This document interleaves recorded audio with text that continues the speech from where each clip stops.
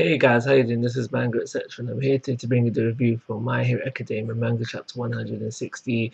She's all about Shiragi.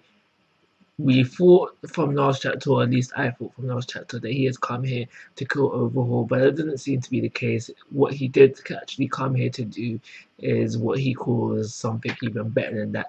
He wants him to still be alive, to see what he does later on in the future and just suffer for it. And what he does within this chapter has made it so that he essentially is quirkless as well. He goes on when he finally gets face to face with Overhaul, he's like, you've been trying to take away people's quirks, but that's kind of hypocritical because you yourself use a quirk. So he said, you know what, let me take that away from you. So he takes away his quirk.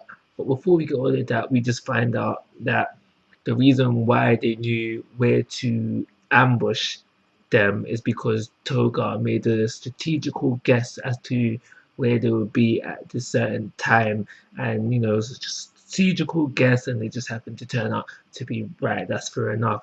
And then we had the scene where Shiragi tries to get to Overhaul, and obviously because they're escorting a villain to someplace else, there was Hero backup. Now this Hero that they had to escort in them, they call him quite famous Hero, and it just made me think, because Overhaul was quite a big deal if I'm remembering correctly, why didn't they have a stronger Hero protecting them? I'm thinking Shoto's dad, or just at least, if not number 2 Hero, number 3, or number 4. Don't exactly get a place for where this hand hero is. We just told that he's quite famous, but I feel like they should have had a higher ranked hero escorting them on this mission. Yes, this sand hero was was he didn't render Shiragi's quite useless, but was able to deal with it because of the whole sand thing. But at the end of the day, he was easily defeated. And that's it really. That's everything to happen in the chapter.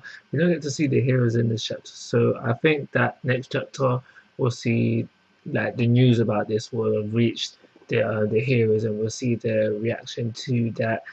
Possibly some healing of those who are fairly injured, read by it. But really I'm thinking about Lou Million, because I'm still wondering if he essentially is done.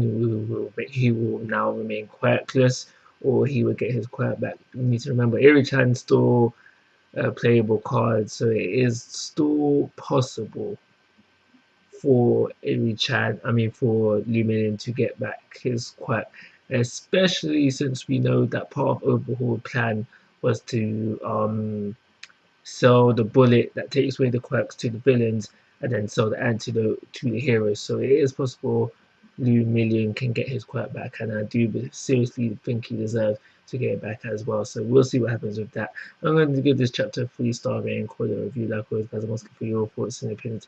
If you haven't already, please subscribe to my YouTube channel. But most importantly, take care. Have a nice day.